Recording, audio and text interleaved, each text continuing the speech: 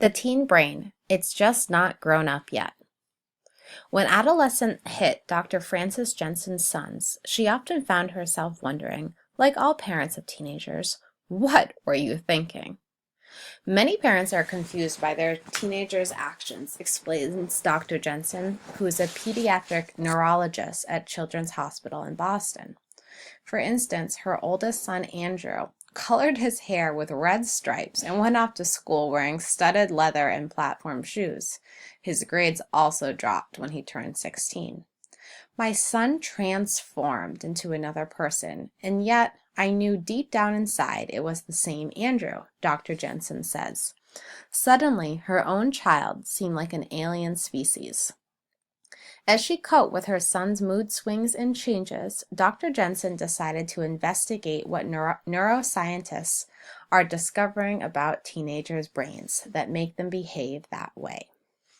Teenage brains are different. She learned that it's not so much what teens are thinking, it's how. Jensen says scientists used to think human brain development was pretty complete by age 10. Or as she puts it, a teenage brain is just an adult brain with a little less experience. But it's not.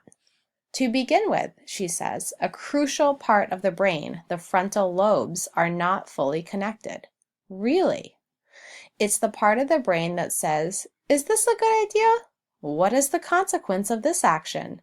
Jensen says, it's not that they don't have a frontal lobe and they can use it, but it takes longer for them to access that part of the brain.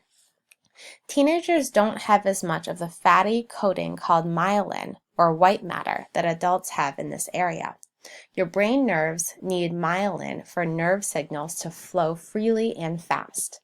In a teenage brains, the myelin is thin and can lead to inefficient communication between one part of the brain and another. It is like having a bad phone call service. You're missing connections and messages from other parts of your brain. Partially connected frontal lobe. Dr. Jensen thinks this explains what was going on inside the brain of her younger son, Will, when he turned 16. One morning, when he was driving to school, he decided to turn left when there was a car coming. He and the other driver were okay, but the car was totaled. The other driver was 21 years old, explained Dr. Jensen. Many scientists argue that people 23 and younger are more likely to get into accidents because they are not able to think of the consequences of their bad driving decisions. This might also explain why teenagers often seem very selfish and self-centered. You think of teenagers as these rude and selfish people, Dr. Jensen says. Well, actually, that's the developmental stage they're at.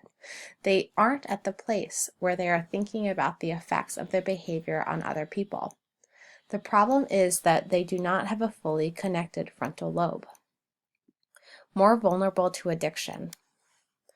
Poor connections in the brain are not the only big difference between teenagers and adults.